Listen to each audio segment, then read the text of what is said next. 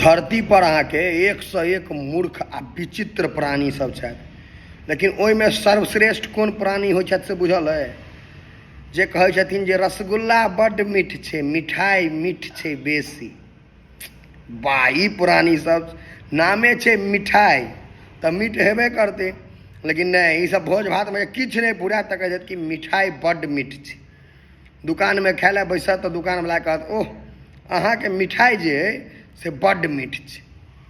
अहाँ सबके हिसाबसँ मिठाइमे नून दऽ देल जाय कि तेलमे फ्राई कऽ दे नून दऽ कऽ एकदमसँ, कचौड़ी समोसा पकौड़ी सब जेना, झिल्ली कचरी जेना।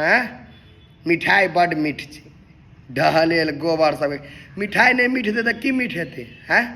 भात दालि मीठ होबऽ लगतै कि तरकारी मीठ हो? अगत्ती सब जानि बुझि कऽ किछु नहि पुरात तऽ कहि देत मिठाई बड्ड मीठ छै। एहन एहन आदमीके तऽ हमरा मोन